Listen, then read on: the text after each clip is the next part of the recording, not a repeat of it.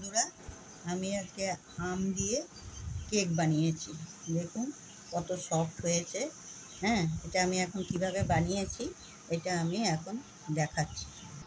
দেখুন, আমি এইটাতে 1 বাটি ময়দা, 1 বাটি সুজি আর 1 বাটি চিনি গুঁড়ো করে একসাথে মিশিয়ে নিয়েছি। সুজিটাকে আমি একটু মিক্সার গ্রাইন্ডারে পিষে নিয়েছি, তাহলে বড় দানা থাকে তো, আর যদি ছোট দানা হয় না পিষলেও হবে, এমনিই করবেন। এখন এটা আমি সব একসঙ্গে মিশিয়ে দিয়েছি। এর মধ্যে একটু নুনও দিয়ে দিয়েছি। নুন দিয়ে আমি এর মধ্যে এখন একটা গোটা আমের পাল্প দিচ্ছি। এটার মধ্যে আমি এখন সাদা তেল দিচ্ছি হাফ কাপ। আমি এটার মধ্যে হাফ কাপ ভিনেগার দিচ্ছি, আর আমি 1 বাটি জল দিচ্ছি। এই বাটির মাপ করেই আমি সব কিছু দিয়েছি, সুজি, ময়দা, চিনি, 1 বাটি জল দিলাম। আমি এর মধ্যে আম্রপল্লী আম দিয়েছি, আপনারা যে কোনো আম নিতে পারেন, আম্রপল্লী আম না থাকলে।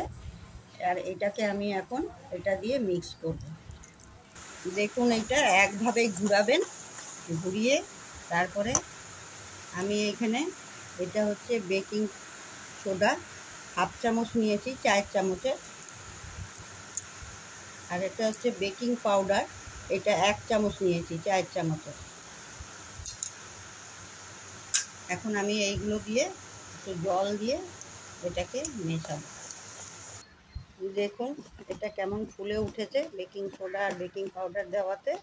আর এটা আমি বেশিক্ষণ রাখবো না, এটা দেওয়ার সাথে সাথে ফুলে উঠলেই আমি এখন একটা থালার মধ্যে আমি একটু সাদা তেল মাখিয়ে নিয়েছি, তার উপরে ময়দা দিয়ে একটু দেখুন গুলিয়ে নিয়েছি, দিয়ে আমি এখন এর মধ্যে ঢেলে দেব।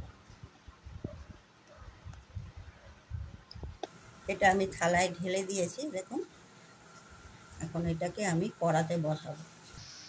দেখুন, আমি এই কড়াতে বসিয়ে দিয়েছি, একটা এর মধ্যে প্লেট বসিয়েছি। এই প্লেটের উপরে আমি এখন থালাটা বসিয়ে দিচ্ছি। একটু এটা গরম করে নিয়েছি, তারপরে আমি এটা একটা ঢাকনা দিয়ে ঢেকে দিচ্ছি। এটা যখন একটু হয়ে গেছে, আমি এর উপরে এগুলোকে সব দিয়ে সাজিয়ে দিয়েছি। দিয়ে তারপরে আমি এখন ঢাকনা খুলে আপনাকে দেখাচ্ছি কেমন হয়ে গেছে কেকটা। একদম দেখুন হয়ে গেছে, কিচ্ছু লাগছে না। এই কেকটা ব্রেক করতে আমার 45 মিনিট টাইম লেগেছে। প্রথমে আঁচটা একটু বাড়িয়ে দিয়েছিলাম, তারপরে আঁচটা একটু স্লো করে দিচ্ছি, মানে স্লো থেকে একটু বেশি। আর এটা দেখুন কেকটা কত ফুলে উঠেছে, যেরকম দিয়েছিলাম থালায় আর কত ফুলে উঠেছে। এমনি করে একবার বানাবেন, দেখবেন খেতে খুব টেস্ট হয়। আম দিয়ে, এটা আম্রপল্লী আম দিয়ে করা হয়েছে কেকটা।